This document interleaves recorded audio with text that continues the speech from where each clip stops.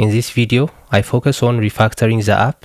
I move most of the front-end logic into dedicated stores and split templates into reusable components so that later Gemini can work step by step on the view files to improve the interface without breaking any functionality. I started by refactoring the profile page to make the code cleaner and more maintainable. I created a profile store called myprofile.js to hold almost all the logic for the page. This allowed me to remove unnecessary code from the template while keeping all the functionality intact. The profile template was divided into multiple components. The left side contains the user's name, profile picture, and subscriptions, split into smaller components for easier maintenance. The right side contains the user's posts with tabs and posts separated into their own components. To make it clear that these are for the current user, I prefixed component names with my. I cleaned up the feed component by removing unused functions and moving the logout logic to the user store.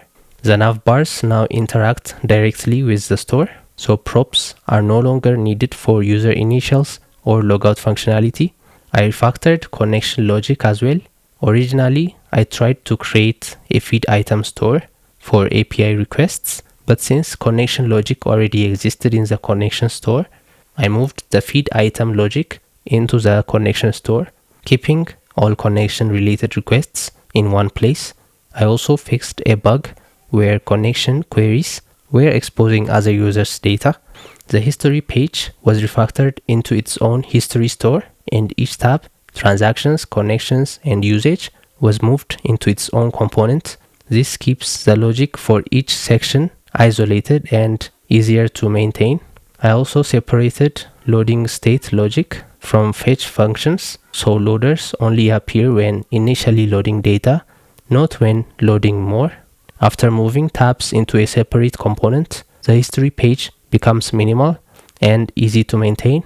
I refactored the new post page into a new post store and split the UI into smaller components. Similarly, the notifications page was refactored into a notification store, with each notification displayed using a notification item component. I also broke down complex models like the report decision model into smaller components. I created a component called other profile detail for refactoring other users' profiles. For chat, I refactored the conversation list page into a chat store, keeping the observer logic in the view file since it relies on refs. Conversation items were also split into a separate component. The chat detail page, which shows messages in a conversation, got its own message store.